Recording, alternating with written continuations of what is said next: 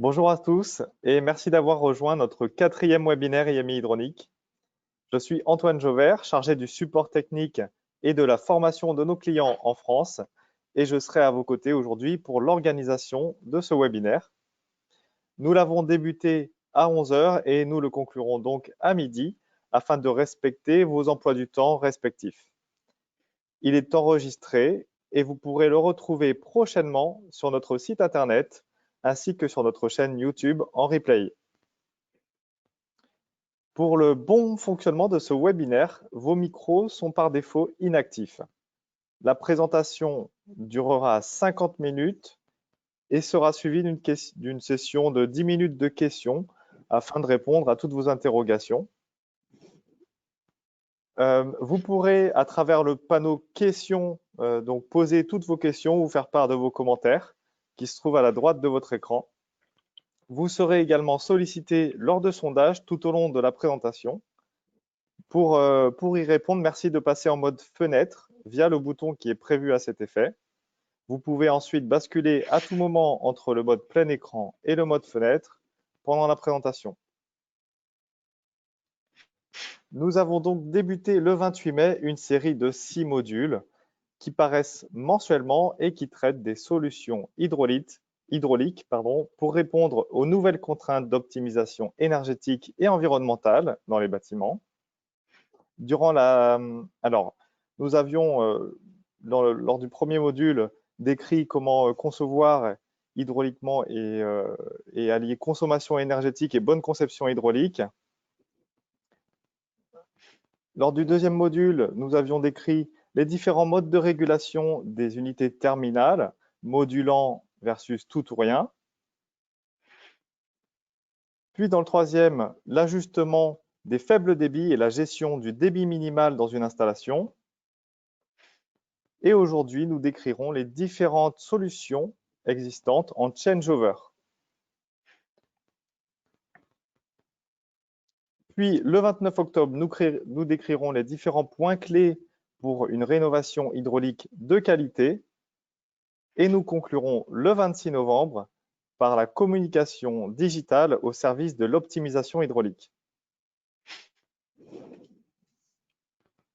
Pour ceux qui l'ignorent, le groupe IMI Hydronique fabrique et commercialise des produits et des solutions innovantes à travers 3 marques.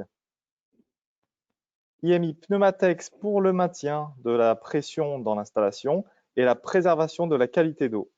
IMI TA pour l'équilibrage et la régulation hydraulique.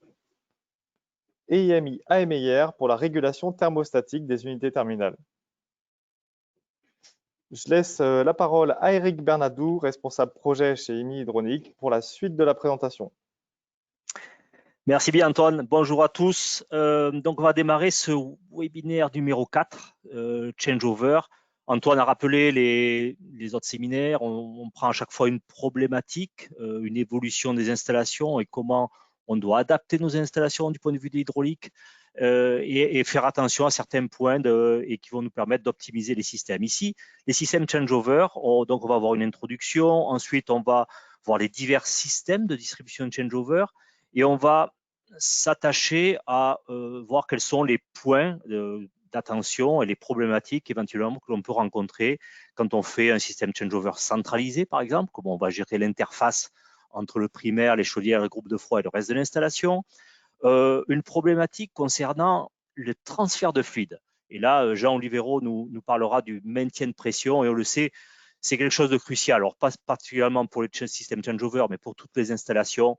J'ai envie de dire, inutile de parler d'optimisation énergétique, inutile de parler de boucles de régulation, de qualité, etc., d'équilibrage, si déjà le système au départ n'est pas correctement pressurisé et si la qualité de l'eau n'est pas respectée, on aura des déboires de fonctionnement et on affecte la pérennité de l'installation. Donc ça, c'est un point important et encore, j'ai envie de dire, encore plus important sur le système changeover. Ensuite, on abordera la partie régulation. Comment est-ce que je vais réguler correctement ces systèmes qui basculent d'un mode à l'autre, j'ai envie de dire, en permanence, et comment, bien sûr, je vais devoir gérer l'équilibrage hydraulique de l'installation pour ces divers débits qui vont changer en permanence. Puis enfin, une conclusion et puis des questions-réponses. Alors, à Avant de démarrer en introduction, le changeover, si on le traduit, c'est un basculement. Alors on pourrait dire basculement automatique entre deux modes de fonctionnement. Le mode chaud-froid, dont on va parler, mais ça peut être aussi petit débit, grand débit, petite puissance, grande puissance. Donc, c'est deux modes et ça n'a rien de, j'ai envie de dire, de nouveau en soi. On utilise les systèmes changeover dans bon nombre d'applications, dans l'industrie, dans le domaine de l'électricité et bien sûr dans nos domaines de chauffage, climatisation. Et pour exemple, ici, j'ai mis une photo d'une vanne ici où on le voit en haut de l'écran. Eh bien, quand je tourne le volant d'une vanne, et bien par une chaîne, j'entraîne la fermeture ou l'ouverture de l'autre vanne, et donc je fais un basculement automatique de l'autre vanne par rapport à une action que je suis en train de faire. Eh bien, c'est ce que l'on va faire. Alors, ça va être maintenant souvent fait de façon automatique, et c'est ce qu'on appelle les systèmes dits de changeover. Avant de rentrer donc dans le sujet, une question à vous poser. Je redonne la main à Antoine pour une question et un sondage. Oui, donc pour Antoine. connaître votre expérience dans le changeover, une question, la voici. Ah.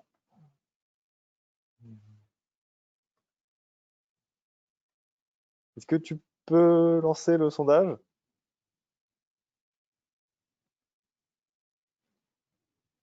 C'est Vanessa qui Oui, le ouais, lance. je lance, mais a priori, on a un souci. Je n'y arrive pas non plus. Ah.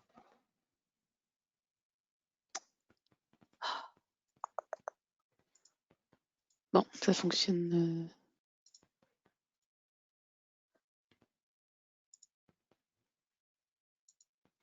Non, ça ne fonctionne pas. Je ne sais pas ce qui se passe. Petit souci technique. Est-ce que tu as le slide sinon? J'ai pas les questions, mais bon, on peut enchaîner. En fait, le sondage. La question Ouais. je l'ai là-dessus, c'est est-ce que vous pouvez concevoir ou réaliser des installations de CVC en changeover? Est-ce que vous en réalisez actuellement? Dans les réponses, en fait, c'est soit vous en réalisez fréquemment, soit rarement, soit pas du tout, ou pas du tout parce que votre application n'est pas du tout applicable parce que vous faites par exemple que des bâtiments pour du résidentiel. Voilà. Désolé pour ce petit souci technique. Bon, c'est pas bien grave, on pourra de toute façon en discuter, je dirais, à la fin de la présentation, de savoir si c'est déjà couramment utilisé ou pas sur nos installations. Allez, on va démarrer donc la présentation. Ici, quels sont les divers systèmes de changeover qui sont à notre disposition? Eh bien, quand on regarde, on a des systèmes qui sont appelés dits 2 tubes ou 4 tubes. Le premier, eh bien, c'est ce qu'on appelle le changeover centralisé, où là, vous avez une installation avec des distributions de tubes sur vos émetteurs. On n'a qu'une seule batterie qui va assurer à la fois le chaud et le froid, avec une seule vanne d'équilibrage, une seule vanne de régulation pour de nouveau gérer ce débit chaud et froid. Et on va faire un basculement global de l'installation au niveau de la production. C'est-à-dire quand on décide de passer en froid, eh bien, on bascule toute l'installation sur le froid. Ici, et on fait travailler maintenant les groupes de froid et la bascule se fait généralement par un jeu de 23 voies où maintenant on vient alimenter l'installation par l'intermédiaire des groupes de froid au lieu des chaudières que l'on avait auparavant. Alors, les points d'attention dont je vous parlais tout à l'heure en introduction, eh bien, ça va être de dire, ah, tiens, comment est-ce que je vais gérer mes interfaces hydrauliques si j'ai des interfaces hydrauliques qui sont souvent des casse-pression différentielles, des bouteilles casse-pression, des ballons qui font l'interface. Comment est-ce que je peux les gérer alors qu'ils vont travailler un coup en chaud et un coup en froid? Et puis également, le basculement de débit chaud, débit froid au niveau de l'unité terminale, comment je vais gérer ces deux débits, puisque je vais passer en permanence entre le chaud et le froid. Donc, ça sera 2 points d'attention ici. Ensuite, on a les changeovers par zone. Donc maintenant, eh bien, on a une partie de l'installation qui peut travailler en chaud et puis l'autre partie de l'installation qui travaille en froid. Donc, on a pour les émetteurs une distribution de 2 tubes avec une seule batterie de chaud et de froid, une seule vanne d'équilibrage de régulation ou une vanne combinée qui fera les deux, mais c'est une seule vanne pour les deux débits. Et puis, un basculement par zone. Et maintenant, on va trouver soit une vanne 6 voies, soit une vanne 3 voies au niveau de zone pour faire ce basculement. Et de nouveau, eh bien, le point d'attention, ça va être comment je fais cette gestion débit chaud, débit froid au niveau de l'unité terminale. Également, un point qu'on avait déjà abordé dans un webinaire précédent, c'est de dire, tiens, ces systèmes-là, ils utilisent généralement des régimes de température, notamment si on parle de plafond froid, qui vont être différents de ce qu'on utilise sur des centrales de traitement d'air, sur des ventiloconvecteurs. Comment je gère ce régime de température qui va être différent et comment je le régule correctement? Donc, on regardera ça dans quelques minutes. Ensuite, j'ai les changeovers individuels. Donc là, maintenant, dans chacune des pièces, chacun des émetteurs, je peux faire du chaud ou du froid à loisir avec un système dit 4 tubes. 4 tubes au niveau primaire, 4 tubes de distribution. Et chaque batterie, maintenant, on a des doubles batteries avec équipées chacune de leur organe d'équilibrage et de régulation. Ici, je dirais, il n'y a pas de problème particulier de changeover puisque finalement, on a affaire à 2 installations séparées. C'est une installation de chaud, c'est une installation de froid. Je vais rencontrer, j'ai envie de dire, les mêmes problématiques habituelles. Il n'y a rien de spécifique, disons, au changeover, si ce n'est, je le dis en souriant, mais je l'ai déjà rencontré, qu'il va faire attention qu'il n'y ait pas la batterie de chaud et la batterie de froid qui fonctionnent en même temps, puisque là, évidemment, on pourrait dire que c'est le pire qu'on puisse faire du point de vue thermique. Mais c'est la seule précaution à prendre. Le reste, ce sont 2 installations qui sont différenciées. Puis enfin, le troisième système que l'on rencontre très fréquemment maintenant, c'est les systèmes dits 4 tubes au niveau du primaire et au niveau de la distribution, où je viens alimenter qu'une seule batterie, mais cette batterie maintenant, de façon individuelle, je peux aller chercher du chaud et du froid, bien souvent aujourd'hui par l'intermédiaire d'une vanne 6 voies, et on aura l'occasion de parler en détail de ce fonctionnement des vannes 6 voies pour faire basculer la batterie ici en froid, celle en dessous en chaud, et puis indifféremment, donc suivant les besoins. Donc, une installation qui est complètement individualisée en termes de basculement et de changeover. Et on va trouver une vanne d'équilibrage pour faire la régulation et pour faire l'équilibrage et pour faire la régulation. Donc ça, on est sur les divers systèmes qui sont à notre disposition. La problématique, ça va être la régulation et l'équilibrage de ces unités. Également, un autre élément, et Jean Livero nous parlera de ça, c'est comment je gère le transfert de fluide qui va y avoir dans ce type d'installation et comment je gère mon maintien de pression. Alors, si on regarde maintenant ces diverses problématiques, comment on va les résoudre? La première que je vais vous signaler, si je fais un système de changeover dit centralisé, eh bien, j'alimente en chaud mon installation et j'ai des interfaces, bouteille, casse-pression. Et on ne va pas ici s'attarder dans le dimensionnement des bouteilles, des ballons, etc. Mais on sait, en chaud, on applique ce qu'on appelle par exemple la règle des 3D. Par exemple, on applique la règle des 3D, c'est-à-dire qu'on va dimensionner la bouteille à 3 fois le diamètre d'alimentation. D'accord ? Au passage, il n'y a qu'en France qu'on appelle ça une bouteille casse-pression. Dans aucun autre pays, ils appellent ça des bouteilles. Ce sont des bipasses, des casse-pression différentielles. En France, bon, je pense que ce mot nous parle. Donc, on appelle ça une bouteille, c'est-à-dire qu'on veut dire qu'on a surdimensionné ce tuyau ici pour casser la pression différentielle et éviter les interactions hydrauliques. Donc ça, c'est le dimensionnement en chaud que l'on fera et on a l'habitude de le faire et on sait très bien faire ça. Maintenant, cet élément-là, eh bien, quand je suis en mode froid, je vais alimenter cette fameuse bouteille en froid. Et en froid, les règles de dimensionnement ne sont pas les mêmes. Et pourquoi elles ne sont pas les mêmes? Parce qu'en froid, eh bien, on ne bénéficie pas de la différence de densité entre le fluide, température de retour, température de départ, avec un certain delta T. Le delta T en froid est relativement serré, c'est 5-6 degrés. Et la différence de densité de fluide, si on prend de l'eau, alors ici on a un régime 6-12. Et si on regarde le graphe ici à côté, on regarde les masses volumiques du fluide en fonction de la température. Alors pour faire simple, pour avoir une lecture facile sur le graphe, eh bien ici on a regardé à 5 et puis 15, donc même un écart plus grand par rapport à la réalité du schéma. Eh bien on voit pour 5, je suis à 1000 kg par mètre cube et à 15, je suis à 999,0875, je suis très très proche. Finalement, j'ai très peu de densité du fluide. Je ne peux pas compter sur cette différence de densité pour faire vraiment la séparation de l'eau froide et de l'eau chaude de l'installation. Et c'est pour ça qu'on va faire attention à réduire ces bouteilles. On va faire plutôt du 2D sur ces installations ou carrément un ballon. Mais là, il faudra prendre des précautions. Et si on ne prend pas ces précautions, eh bien, voilà le problématique qu'on va avoir. On va prendre ici, et c'est une installation en réel avec des mesures qui ont été faites sur site. Avec cette installation, l'avantage, c'est qu'on pouvait soit utiliser un simple bypass, soit utiliser un ballon, et ce ballon, on peut le raccorder de diverses façons. Et on va voir ici les températures de l'installation, comment elles évoluent en fonction du type de raccordement que je suis en train de faire. Ici, le premier cas de figure, j'utilise un simple bypass. J'ai mon installation avec des groupes de froid qui fournissent de l'eau à 7 degrés. Je vois que mon départ d'installation sont des températures mesurées. Mon départ d'installation est bien à 7 degrés. J'ai une consommation de froid, donc ça veut dire que je reviens ici à une température plus haute à 13 degrés, donc j'ai un delta T ici de 6 degrés. Et puis ensuite, température de retour vers les groupes, vous voyez ici, c'est à 11 degrés.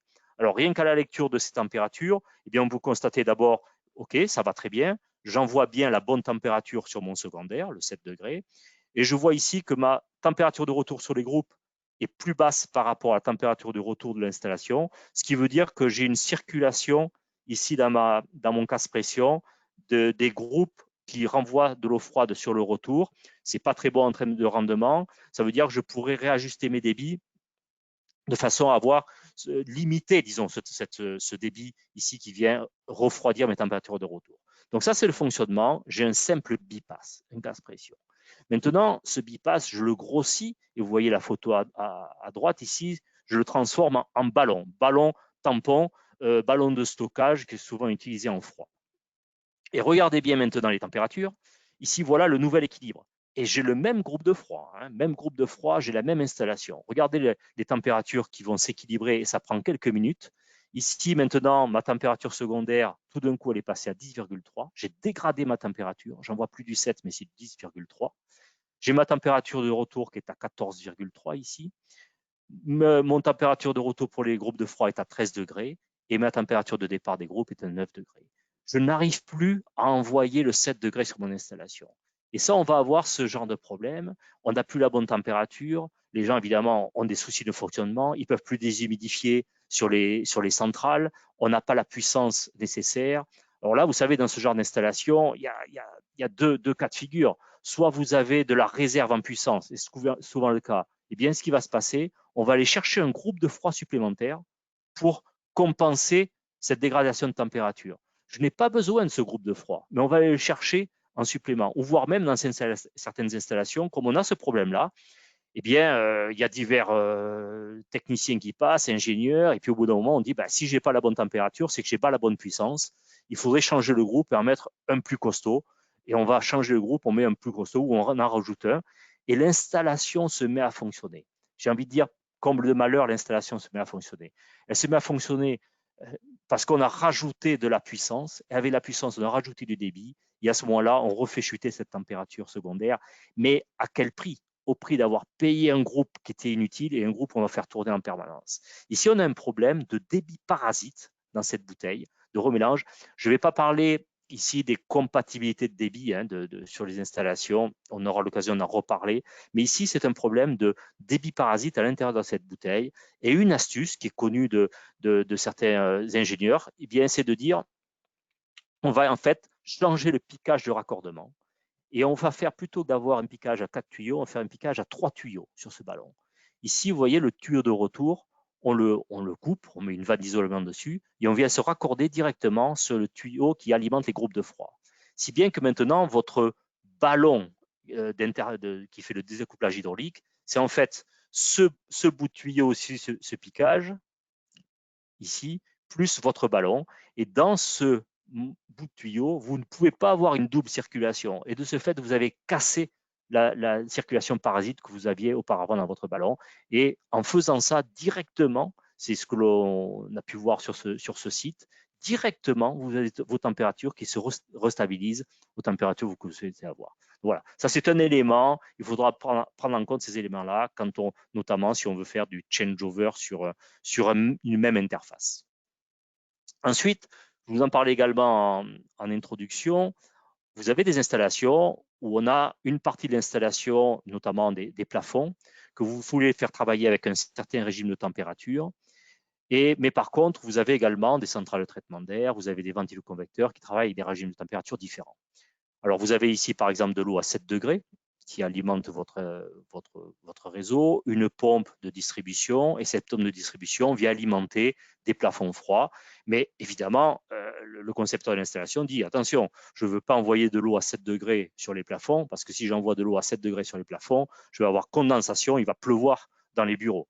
Donc, on va avoir une température, et généralement, qui se situe autour de 15-16 degrés sur les plafonds pour éviter ce phénomène de condensation. Et pour ça, et on le voit sur des cahiers des charges, il est indiqué, voilà, il faudra prévoir, l'installateur devra prévoir une vanne 3 voies qui assurera la régulation, c'est-à-dire qui va mélanger de l'eau de retour avec de l'eau de départ pour avoir une température de 15 degrés pour alimenter ici les plafonds.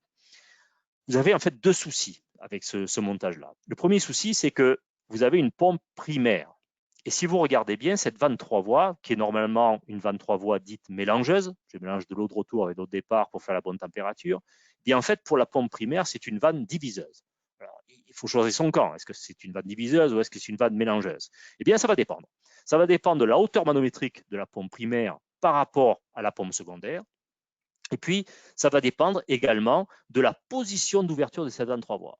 Et vous allez constater qu'à un moment donné, à certaines positions de la vanne 3 voies, vous allez avoir cette pression primaire qui s'applique sur le bypass et vous allez bloquer la circulation du débit dans le bypass, voire l'inverser. Mais si je bloque la circulation dans le bypass, je n'ai plus de remélange. Ça veut dire que j'envoie de l'eau potentiellement à 7 degrés sur mes plafonds. Le régulateur va réagir et oulala, moi je ne veux pas ça. Donc de suite, il va refermer sa vanne pour refaire du bypass. Ça va remettre en circulation le bypass pour refaire la température. Et vous voyez que très rapidement, on crée une instabilité. Même certains constatent que la vanne, en fait, a du mal à se déplacer. À certains moments, certaines disent elle broute, en fait, elle se déplace en saccade. Eh bien, c'est typique de ce fonctionnement-là où vous avez une pression primaire qui s'applique sur la vanne 3 voies et également une pression secondaire. Donc, avantageusement, on va faire évoluer ce circuit et au lieu d'utiliser une vanne 3 voies, on va utiliser une vanne 2 voies en injection sur un bypass. Si bien que ce bypass fait déjà la séparation hydraulique entre le secondaire, la pompe secondaire, et le primaire. Donc cette vanne 2 voies, elle, ne subit que la pression primaire et on va la dimensionner par rapport à la pression primaire et c'est son travail de gérer la pression primaire. Ensuite, l'avantage de ça, c'est que cette vanne 2 voies, elle est placée sur le primaire.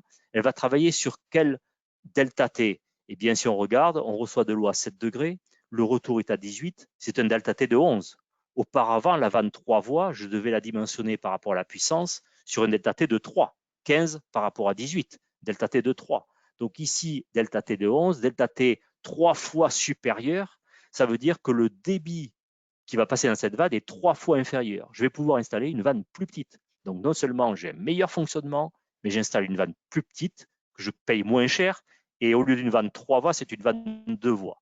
Donc là, on a tout intérêt à faire cette évolution du circuit. Et si on regarde, si on fait les choses chiffrées, on fait un dimensionnement, eh bien on voit par exemple pour cette puissance-là, on aurait sélectionné une vanne 3 voies en DN50 et le même schéma, la même application, mais en vanne 2 voies, donc la même puissance, eh bien, je vais mettre une vanne 2 voies en DN32, donc 2 diamètres en dessous, et les prix changent beaucoup. Mais surtout, ce qui nous intéresse ici, c'est que la vanne va travailler sur 100% de sa course, alors qu'auparavant, cette vanne-là ne travaillait que sur une partie de sa course, puisqu'elle devait mélanger en permanence.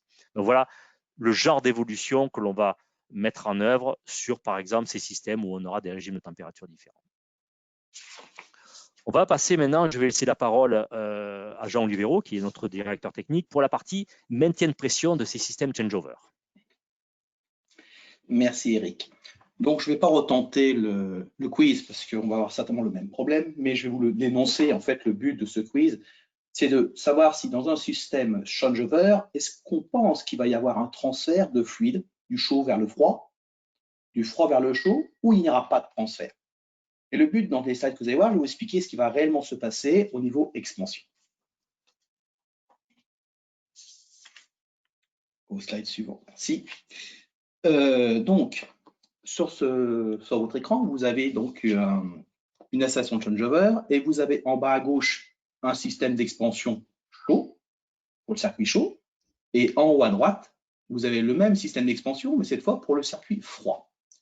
Actuellement, nous fonctionnons, vous voyez, en 15-18 degrés sur l'unité terminale et nous faisons donc du froid. Maintenant, si on veut passer par du chaud, on va passer par l'étape intermédiaire qui va être l'étape neutre, où il n'y aura ni chaud ni froid qui vont être dans l'unité terminale. Maintenant qu'on va passer au niveau chaud, le liquide, quand on va passer une température de 40 degrés, on voit que la partie de l'unité terminale va chauffer. Et comme l'eau chauffe dans cette unité terminale, cette eau va se dilater. Et comme elle se dilate et que le circuit froid n'est plus connecté, l'eau ne peut aller que dans le circuit d'expansion chaud. Comme on voit que le système d'expansion va monter, et que si maintenant nous repartons dans le point premier que nous avions tout à l'heure, neutre puis froid, eh ben, ce liquide qui était chaud va lui-même, temps refroidir, va se rétracter. Et en se rétractant, on voit bien en haut à droite que le vase d'expansion s'est vidé légèrement, on va reprendre l'eau d'expansion pour recombler la rétractation d'eau dans chaque unité terminale. Ce qui veut dire que tout au fil de la journée, peut-être de la semaine, l'eau du vase d'expansion froid va migrer doucement, progressivement vers le chaud. Et ça, quoi que vous fassiez, vous ne pourrez pas l'empêcher. Pour ce qui est un inconvénient, parce que vous allez avoir des alarmes, dire voilà, le vase est vide, l'eau est plein, il va falloir remettre de l'eau d'un côté, en vider, et ça, c'est un problème bien connu dans le changeover. Maintenant, si nous n'avions pas de système d'expansion, si nous prenons qu'un système d'expansion, c'est peut-être la solution. Effectivement, vous avez un avantage d'avoir une installation où on voit effectivement le circuit chaud à gauche et le circuit froid à droite. On n'a qu'une seule expansion, c'est l'avantage. Mais l'inconvénient, il est bien plus important. On a un circuit à pression commune, ce qui veut dire que dans le circuit chaud et le circuit froid, vous avez exactement la même pression statique. Je ne parle même pas des pressions dynamiques, je parle déjà juste de la pression statique puisque vous avez une conduite commune qu'on voit sous le système d'expansion. Qu'on met cette communication permanente, ce qui veut dire que en aucun cas, vous pouvez maîtriser le transfert du chaud vers le froid si par hasard, dans le temps, une vanne 6 voies n'est plus étanche. Une vanne 6 voies, c'est une vanne à billes, c'est un élément qui peut être dans le temps étanche et des fois, dans le temps, peut être inétanche. Ce qui veut dire que vous avez une circulation entre le circuit chaud et le circuit froid au niveau du terminal et vous avez le bouclage qui va se faire par la conduite d'expansion, ce qui n'est pas une bonne idée parce que vous allez avoir un coût énergétique élevé, vous allez prendre de l'eau froide que vous allez réchauffer, et après, vous allez prendre cette eau chaude que vous allez refroidir. Donc, ça va être double peine. Et en plus, l'exploitation est beaucoup plus compliquée puisque vous ne pouvez pas trouver d'où vient le problème. Alors, on va revenir quand même sur l'installation avec deux expansions. Si nous avons à nouveau nos deux expansions, l'avantage que nous avons, c'est que nous avons une disconnexion totale, deux systèmes d'expansion totalement autonomes, avec chacun leur circuit de dégazage. Et puis, l'avantage aussi, on peut avoir, chaque réseau peut avoir des pressions différentes.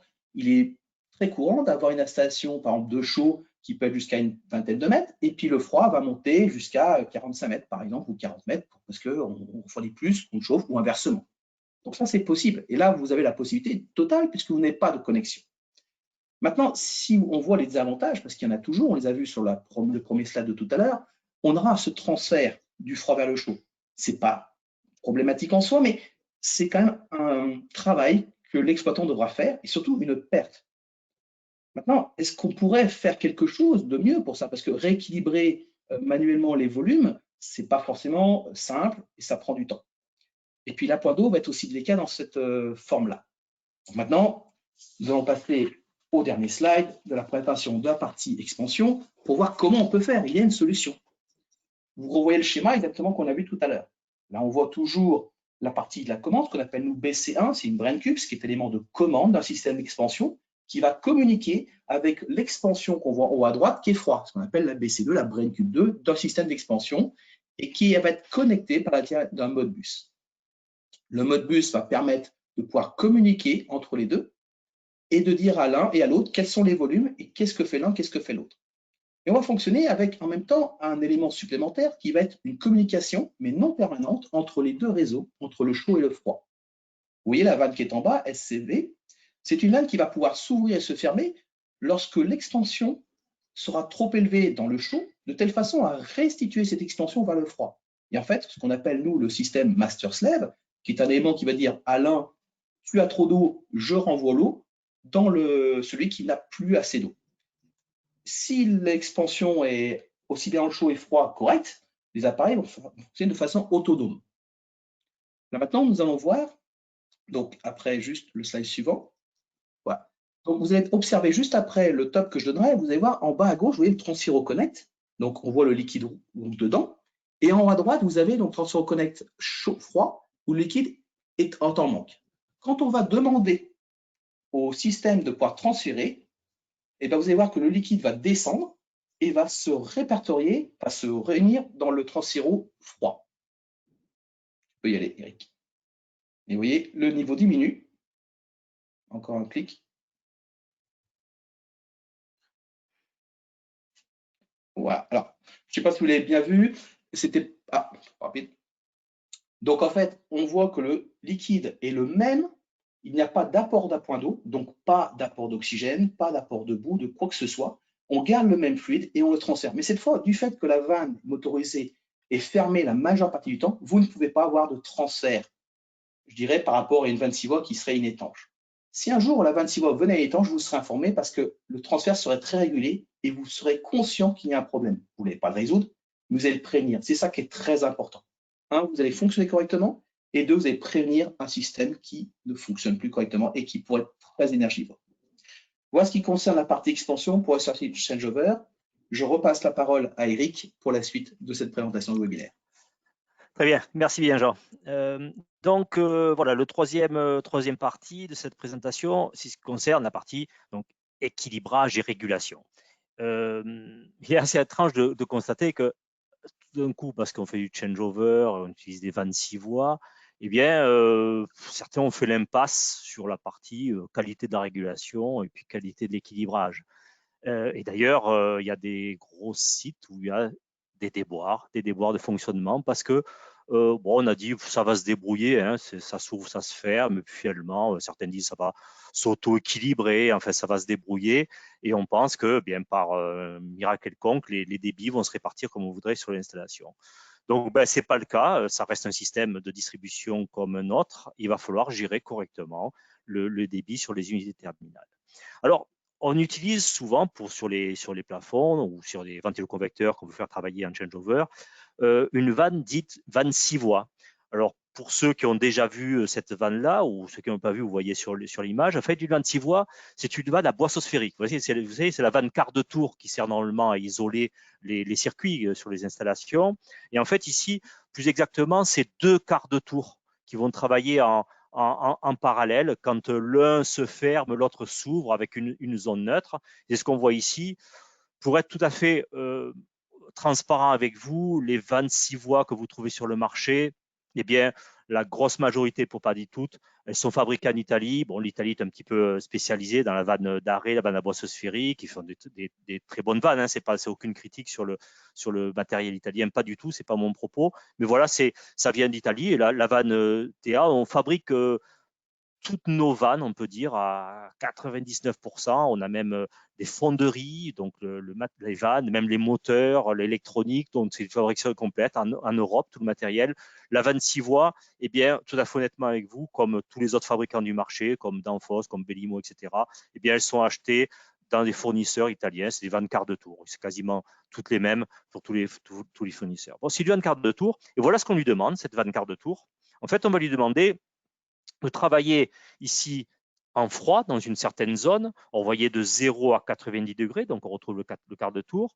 Le 0,10, eh c'est un peu une zone inconnue, puisque vous savez, la vanne quart de tour, elle vient en étanchéité avant d'être complètement fermée. Donc il y a toute une partie de la plage que vous ne pouvez pas vraiment savoir ce qui se passe dedans.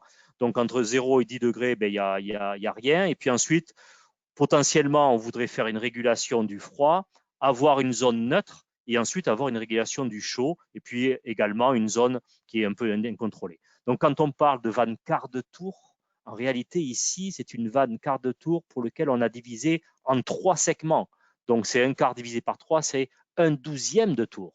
Et là, on est en train de dire, oui, cette vanne-là, on voudrait qu'elle fasse de la régulation et elle va faire aussi l'équilibrage de l'installation. Ça va être quand même assez difficile de lui demander tout ça, cette vanne-là, sur 1/12e de tour. En fait, c'est même pas 1/12e de tour sur lequel elle travaille. Quand on regarde vraiment précisément, on a pris un exemple d'une installation. Bon, c'est un projet à Genève. Ici, en reprenant les puissances, les delta T, donc les débits qui sont gérés en chaud, les débits qui sont gérés en froid, et on a calculé quelle était l'ouverture réelle de travail de la vanne 6 voies. Et bien ici, vous voyez, en fait, sur la partie chaud, elle travaille sur 5 degrés d'ouverture. Sur la partie froid, sur 16 degrés de travail. Et ça, c'est des conditions nominales. Ce n'est même pas les conditions d'équilibrage. Si certains circuits se ferment, il y a des augmentations de pression et on doit encore pouvoir assurer l'équilibrage. Donc, la vanne va devoir encore se fermer pour la partie équilibrage.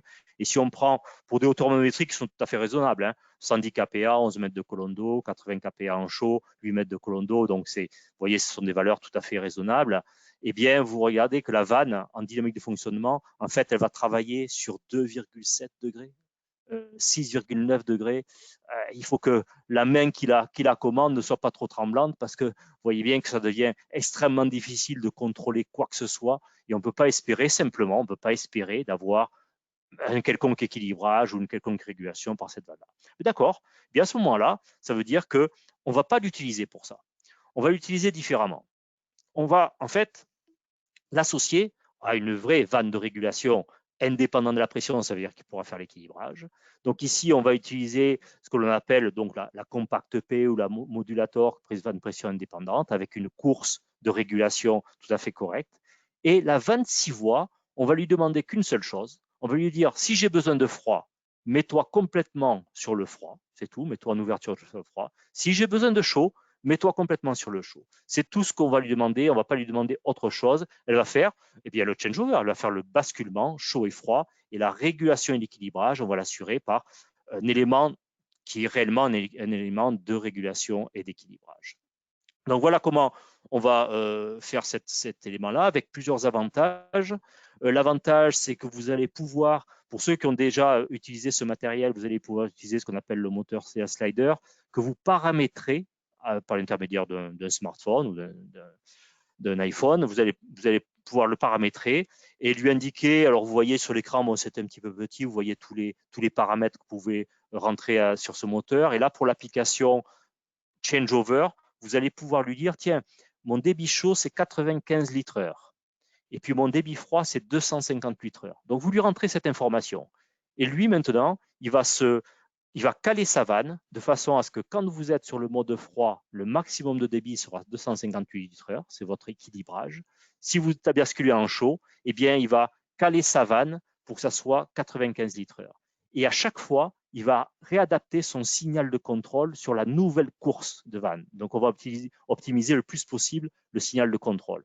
Alors, vous avez la possibilité d'utiliser le même signal de contrôle ce qu'on utilise habituellement sur les vannes 6 voies, d'accord. Certains cherchent à piloter directement la vanne 6 voies, eh bien, vous aurez ce signal de contrôle qui est montré à l'écran. Donc, pour certains, ils préfèrent, ils n'ont pas de changement de paramétrage de leur régulateur. Mais puisque vous utilisez une vanne qui est une vraie vanne de régulation, vous avez la possibilité de réduire la zone neutre ici. Il faut toujours une zone neutre, hein, parce qu'il faut bien sûr pouvoir basculer entre le chaud et le froid, mais que ça ne soit pas un basculement qui soit trop avec un changement trop rapide, parce que sinon on basculerait sans arrêt aller-retour entre chaud et froid. Donc il y a toujours une zone neutre, mais on pourra aller également jusqu'à 0, puisque là, on a une vraie vanne de régulation, et on pourra avoir un signal étendu, et là, on étend correctement le signal de chaud et le signal froid, le contrôle de signal de froid. Donc voilà comment on va faire la régulation et l'équilibrage au niveau de chacun des plafonds de l'installation. Et puis, le slider, lui, le moteur va faire le basculement de la vanne 6 voies à la demande. Donc, ça veut dire que vous n'avez pas à raccorder le moteur de la vanne 6 voies, il n'y a pas de câblage. Le seul raccordement électrique, vous voyez, il est très simple. Vous avez ici le 24 volts et puis le neutre. Et enfin, le signal de commande, de contrôle avec votre signal de retour. C'est tout ce que vous avez à faire. Vous câblez votre moteur, comme on le ferait d'ailleurs sur un moteur de ventiloconvecteur, hein. Et ensuite, c'est lui qui va piloter par l'intérieur de son relais le moteur de la vanne 6 voies, qui n'a pas besoin d'être alimenté, elle sera alimentée directement par ici cette alimentation-là, et qui va basculer soit en ouverture, soit en fermeture, enfin sur le chaud ou sur le froid, en fonction des besoins de l'installation. Donc le câblage est également simplifié, et c'est important parce que quand on parle d'installation comme ça, avec des 26 voies sur des plafonds, très vite on est à des centaines de pièces, voire des milliers de pièces à installer, avec du câblage, donc des erreurs potentielles, même des inversions de raccordement du tuyau chaud et du tuyau froid. Et là, vous vous rendez compte quand vous faites votre mise en service avec la caméra infrarouge, enfin les mesures de température infrarouge, vous vous rendez compte des températures qui ne sont pas bonnes, donc il y a des inversions de connexion. Ici, si vous avez le cas d'ailleurs, très simplement, vous pouvez inverser le fonctionnement au niveau du slider. Vous dites, ah tiens, là maintenant, tu dois fonctionner à l'inverse. Quand tu as le déclenchement, eh bien, tu dois aller chercher le froid à la place du chaud, et inversement, vous pouvez faire votre inversion sans changer la tuyauterie. Vous le faites directement avec votre programmation sur le slider. Donc ça, c'est pour le standard. Vous pouvez également avoir une connexion bus, un raccordement bus, soit du mode bus, BACnet ou KNX. Et là, à ce moment-là, vous allez avoir votre bus de communication, vous allez alimenter le premier moteur, et puis ensuite ce moteur communique avec le suivant, etc. Vous avez votre chaîne de communication sur le bus. Et pour le moteur de la 26 voies, c'est exactement la même chose. Vous n'avez rien à faire. Vous avez juste à en cliquer un connecteur type Wago pour faire la connexion au moteur de la 26 voies. Il n'y a rien d'autre à faire sur le moteur de la 26 voies. Également, et ça je vous l'indique parce que ça peut vous servir sur certains chantiers, eh bien, vous avez la possibilité, on a eu l'application où l'installateur dit, ben, sur cette installation, en fait, le même régulateur va piloter plusieurs zones équipées de 26 voies. Donc finalement, je n'ai pas besoin d'avoir à chaque fois un régulateur avec une 26 voies et puis le moteur slider et la Compact P. Et bien dans ce cas-là, vous pouvez le faire. Vous pouvez utiliser la sortie du régulateur et en fait l'envoyer par exemple sur 2 modules de 26 voies. Ici, il faudra juste vérifier bien sûr que électriquement, les puissances consommées sont compatibles. Donc, il faut regarder la sortie du régulateur. Ici, c'est une sortie avec un maximum de 16 VA. Il faut regarder ce que consomme le moteur slider et le moteur de la vanne 6 voies. Et puis, au total, pour les deux, on est à 10,6. Vous voyez, donc on est en dessous. Et ça veut dire que ben, ça va, j'ai pas de problème. Et même chose, on va regarder que le courant du signal de contrôle soit compatible. Et bien là, le régulateur, c'est 2 mA. Et puis, on regarde ce qu'il nous faut pour le signal qui rentre dans les moteurs. Et bien, au total, on a 0,42. Donc, ça va, c'est compatible. Et sur ce chantier, donc voilà, on a travaillé comme ça. Donc, c'est avec un régulateur. Bon, on a pris un exemple. Hein, enfin, dans ce projet, c'était avec un TAC. TAC, pour ceux qui ont un certain temps dans le métier, TAC, en fait, c'est TA Control, c'est enseignement TA Control, qui fait partie de TA, en fait, et cette partie régulation qui a été, il y a maintenant pas mal d'années de ça, qui a été vendue à Schneider Electric et sous le nom de TAC, puisqu'ils ne peuvent pas utiliser le nom de TA, en fait. Donc bon, mais c'est un exemple, hein, bien sûr, il n'y a aucune obligation que ça soit ce régulateur, ça se ferait avec un autre régulateur. Donc voilà les divers fonctionnements. Également, je voulais vous signaler aussi, bon, quand on parle de changeover, là ici on a parlé de changeover avec des 26 voies qui font le basculement, mais c'est loin d'être le seul cas d'application. Vous avez des changeovers où on n'a qu'un seul ventiloconvecteur qu'on va faire travailler en chaud et en froid. Et là, à ce moment-là, vous pouvez l'équiper, donc on ne va plus avoir la 26 voies, on retrouve la vanne Compact P ou modulator suivant le type de régulation que l'on souhaite faire, et puis le moteur slider. Et ici, vous voyez, vous avez un contact sec qui va vous permettre d'indiquer au moteur à quel moment il va devoir se mettre sur le débit froid, à quel moment il va devoir se mettre sur le débit chaud. Il fera lui-même le basculement du débit, donc l'équilibrage. Et comme je le disais tout à l'heure, le signal de régulation, à chaque fois, va se réadapter par rapport à la nouvelle course de vanne, par rapport à l'information contact sec qui vient soit du régulateur, ça peut être comme on a fait récemment sur un projet sur Paris, avec un contact sec, c'est un interrupteur. Hein. Et bien cet interrupteur, on pouvait passer du petite puissance, grande puissance par rapport à l'utilisation de la pièce.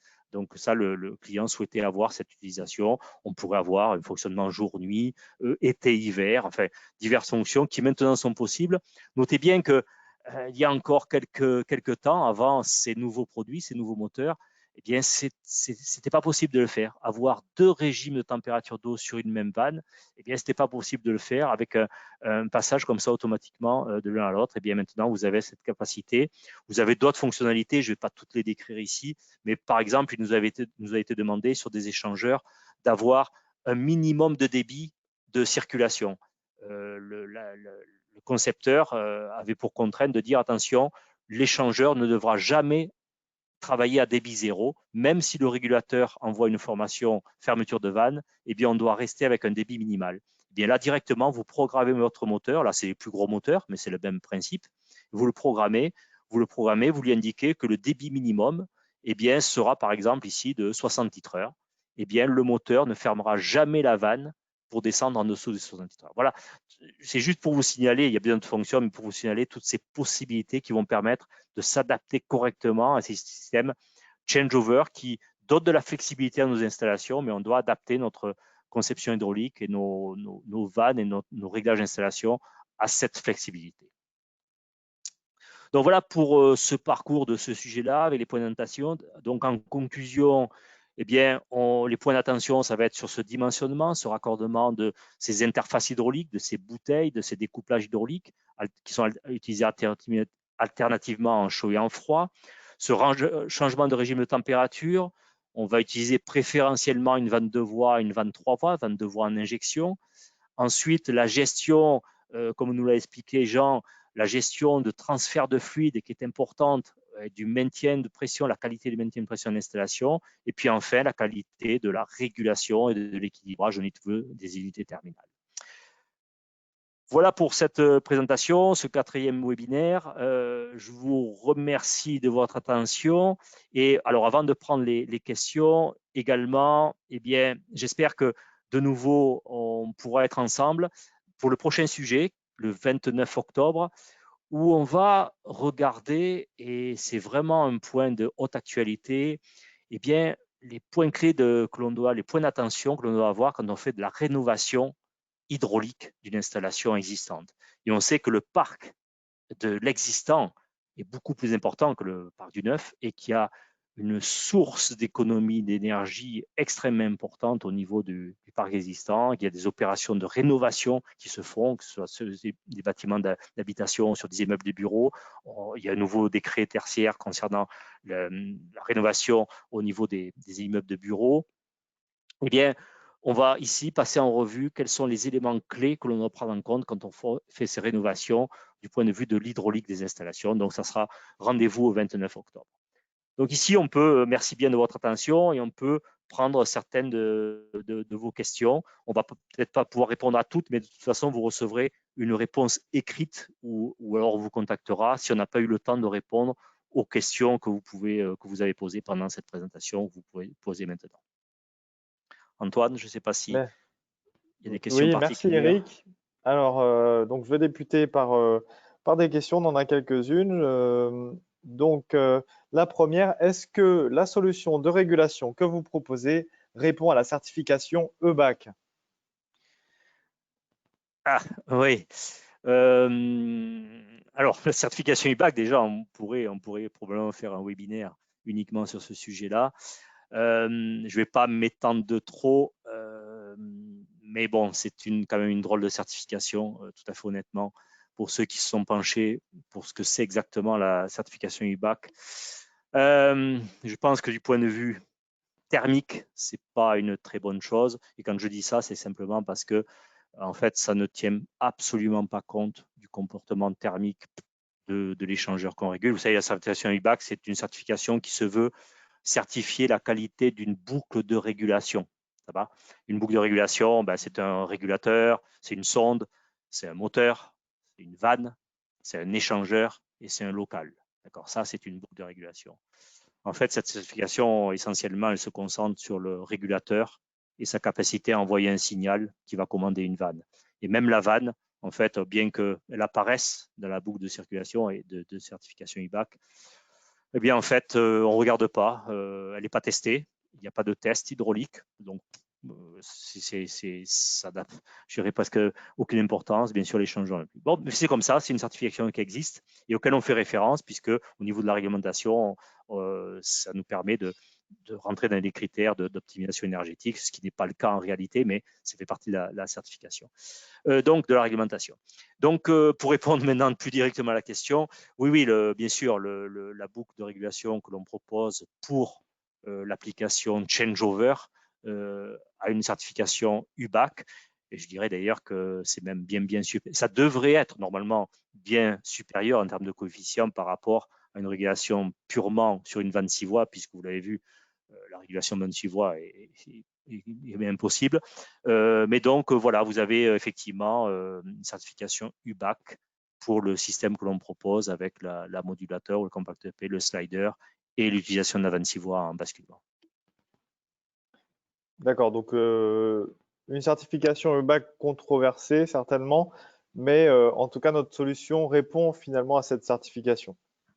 C'est ça, controversé, oui, pour ceux qui. Alors pour ma part, comme vous pouvez le voir, et puis je sais que j'ai déjà eu des discussions avec des bureaux d'études, des concepteurs qui ont pris conscience de ce que c'était réellement. Et bon, enfin, c'est comme ça. Bon, les réglementations souvent comme ça, et puis probablement ça évoluera dans le futur. On verra bien.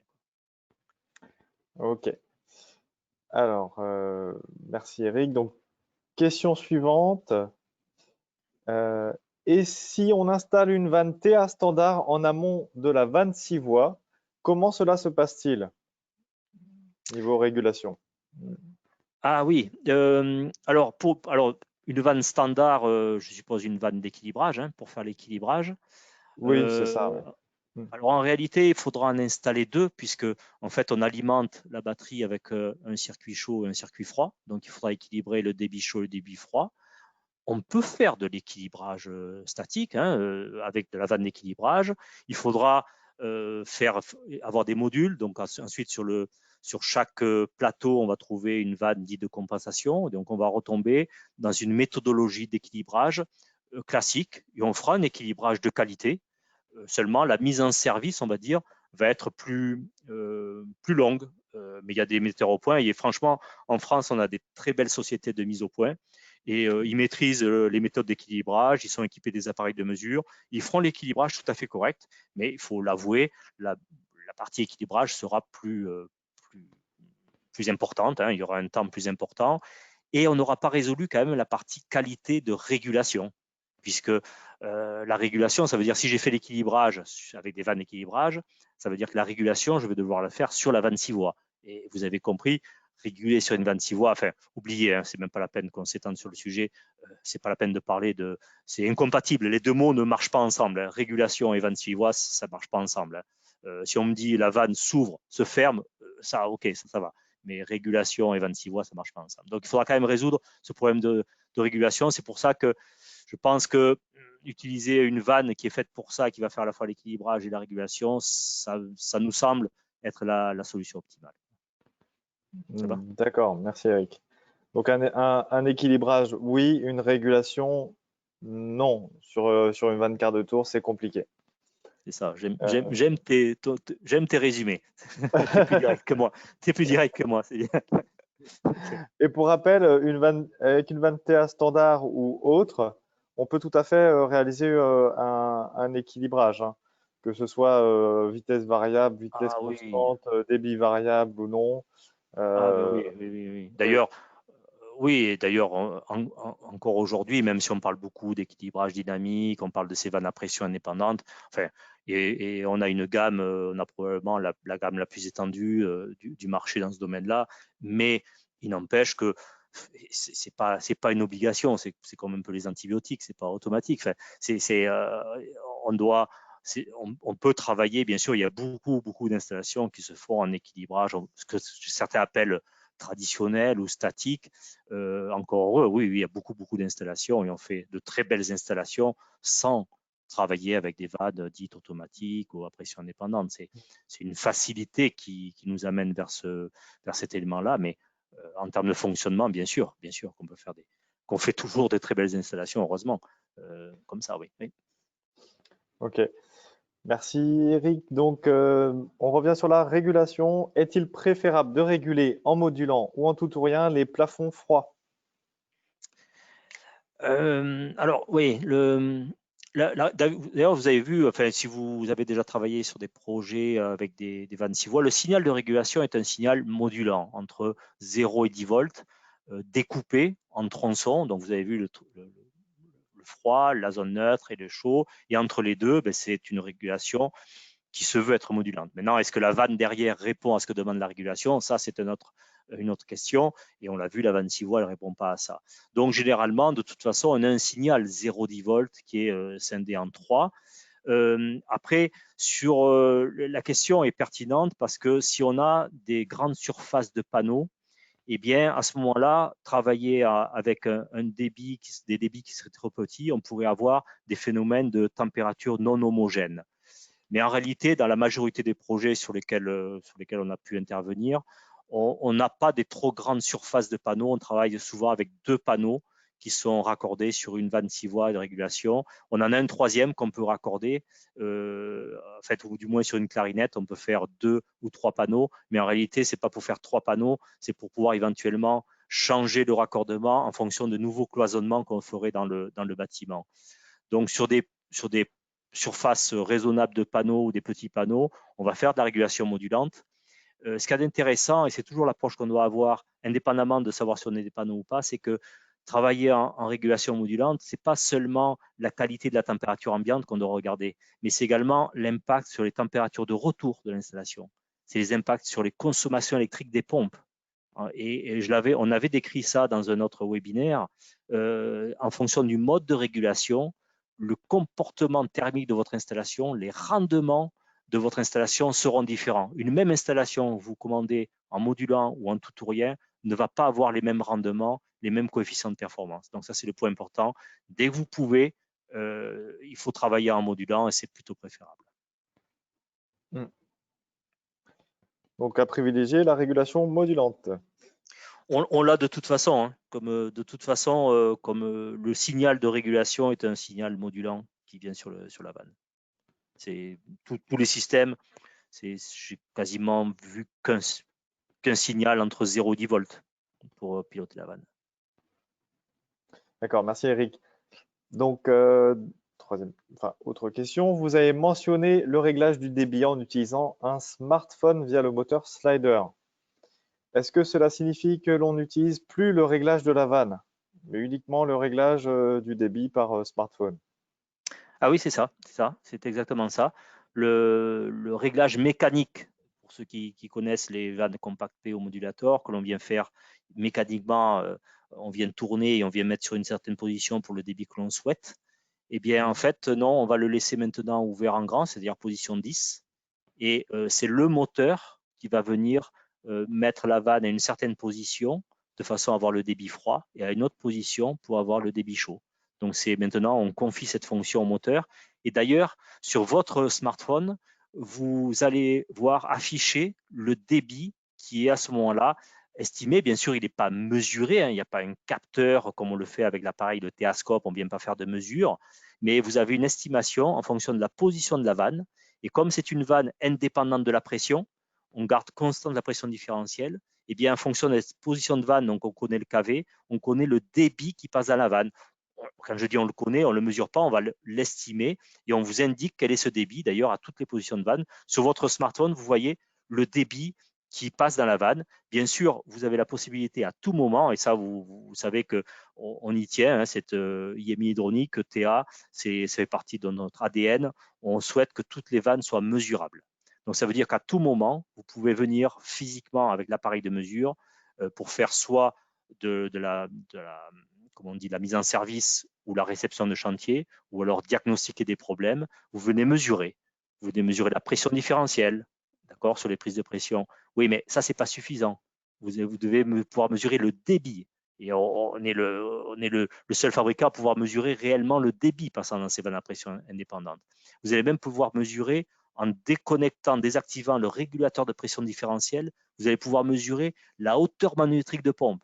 C'est-à-dire s'il y a un problème de fonctionnement, vous pouvez faire un diagnostic de l'installation. C'est pour ça que certains bureaux d'études, dans leur cahier des charges, indiquent, voilà, pour la qualité de la maintenance, le suivi de l'installation, eh bien, les vannes à pression indépendante devront avoir la possibilité de désactiver le régulateur de pression différentielle. Et pourquoi ici précise ça? C'est pas pour faire plaisir à qui que ce soit, c'est pour dire, voilà, on a besoin de cette fonction pour faire la maintenance de l'installation et avoir des points de diagnostic de l'installation.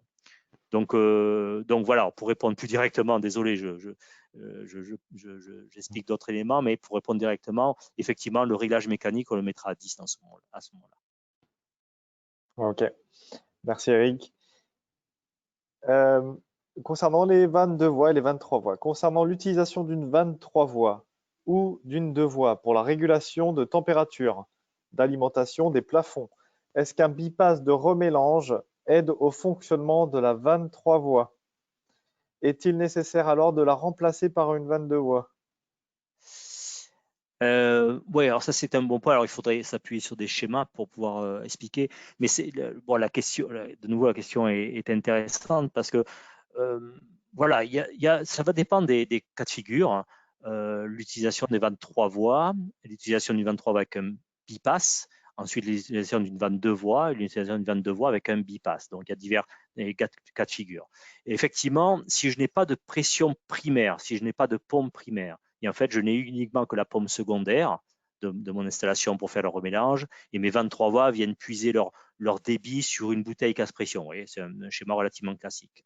Si j'ai un régime de température, un changement de régime de température à faire, comme je l'ai décrit précédemment, eh bien, effectivement, mettre un bypass entre la partie secondaire et la 23 voies va permettre d'assurer ce remélange permanent, et on va faire en sorte maintenant la 23 voies de la faire travailler sur toute sa course. Et on pourra même acheter une 23 voies plus petite.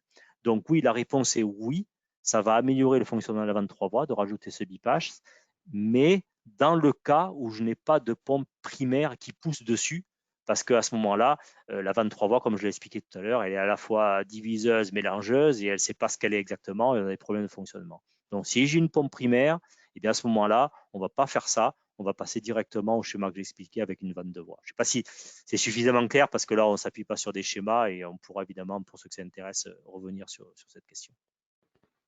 Bon, on pourra peut-être étayer la question ultérieurement. Bien sûr, bien sûr. Ouais, ouais. Ok. Merci. Donc, autre question. Cette fois, on passe sur le maintien de pression, la préservation de la qualité d'eau. Comment doit être géré le dégazage d'une installation en changeover? Jean, je te laisse répondre. Excuse-moi, j'étais en train de décrire sur le site. Peux-tu répéter la question, s'il te plaît, Antoine?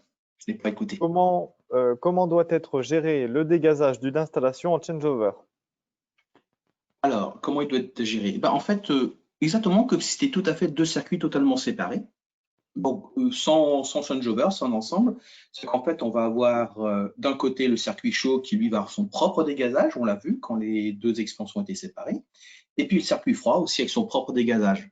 Sachant qu'il est très compliqué de dégazer du froid, et sauf le dégazage par dépression cyclonique peut le faire. Donc, ce qui veut dire qu'il est vraiment important d'avoir deux systèmes d'expansion séparés pour pouvoir avoir le dégazage intégré. Sinon, à ce moment-là, on peut mettre deux expansions et deux centrales de dégazage, ce qui financièrement est plus élevé. Et je n'en vois pas la nécessité, sachant que la technologie existe et fonctionne. Mais en aucun cas, je dirais, on pourrait mettre qu'une centrale de dégazage, puisqu'il n'y aura pas d'échange entre le chaud et froid, si ce n'est que l'expansion. Donc, il faudra bien en mettre deux, un par circuit. D'accord. Merci bien, Jean.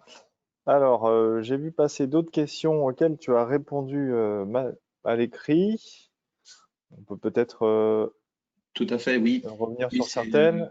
Une personne m'a marqué, êtes-vous intervenu sur un site en action corrective pour pallier au problème de transfert de fluide chaud-froid? Ajout de la 22 voies, plus dialogue bus entre les groupes de maintien de pression. Alors, j'ai donné 3 exemples, puisque comme j'habite Strasbourg, j'ai 3 exemples bien connus. Il y a le Palais des droits de l'homme. Quand je suis arrivé aux années 98, il y avait ce problème-là. Et ils ont fait la transformation à peu près il y a 4 ans, parce qu'ils n'avaient pas d'autre solution avant. Et depuis ce jour-là, maintenant, cela fonctionne correctement. On a le même cas au consulat de Turquie qui est assez récent en fabrication, en bâtiment, qui a été fait il y a 3 ans. Et puis là, très récemment, il y a quelques jours, je l'ai fait aussi à l'Agora de Strasbourg pour pouvoir faire la même solution. Donc, c'est des sites qui existent, qui ont ces problèmes Et naturellement, c'est un problème d'expansion, enfin d'expansion de transfert d'expansion, et ça leur pose un problème, puisque on ne sait pas pourquoi pour certaines personnes, et puis pour deux, c'est quand même un travail inutile. Donc, c'est le gérer de façon automatique. Donc voilà. Donc oui, nous avons déjà plusieurs éléments. J'en ai déjà cité 3, mais il y en a d'autres à travers la France aussi. Puis bien sûr, en Europe aussi. Il n'y a pas que la France qui fait ça chez nous. Et donc pour poursuivre sur le thème, est-ce que la solution proposée pour le système d'expansion avec vannes motorisées, donc ce qu'on vient de décrire, est valable uniquement pour les transféros, les appareils avec des pompes, ou aussi les compressos, donc avec un compresseur, ou les vases statiques? Oui, tout à fait. Alors, les vases statiques, non, nous ne pourrions pas le faire parce qu'un vase statique, il n'y a pas de Braincube de commande. Ça va fonctionner dans ce sens-là. Mais il est clair que dans le schéma qui était montré avec le Transfero, qui est bien un système de maintien de pression par pompe avec une vessie, toujours à l'abri de l'oxygène, on peut faire ceci. On peut le faire aussi avec des compressos, compresso et compresso, mais aussi un Transfero, un compresso. Du moment qu'il y a une Braincube dans l'expansion, on peut les lier. Ce n'est pas parce que c'est un compresso que ça va qu'un compresso, et qu'un Transfero va qu'un Transfero. On peut aussi partager. Et on peut même le faire encore, si on veut aller un peu plus loin dans ce système-là, on peut faire des modules et ça peut devenir beaucoup plus complexe avec 2 systèmes changeover, avec des modules différents. On peut aller jusqu'à 12 Braincube.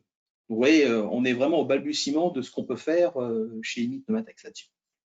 On a une grande possibilité technique pour l'expansion. On pense notamment ça me fait penser un peu aux constructions type data center ou choses comme ça, où il y a beaucoup de redondance de systèmes et où là, oui, tout est multiplié par 2, voire 3.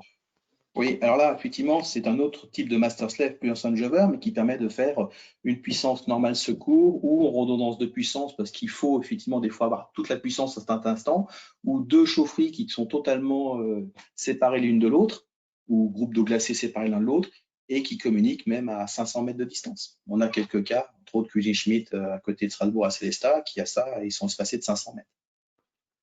Donc, il y a beaucoup de possibilités en master slave. Il n'y a pas que ce qu'on appelle le changeover. Ok, merci Jean pour tes réponses.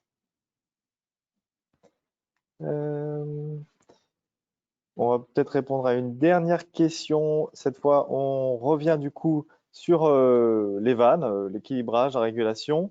Les vannes PICV ayant un KVS linéaire sont dimensionnées sur le plus gros débit. Quel débit peut-on garantir en chaud en ayant un débit 3 fois inférieur en marche partielle?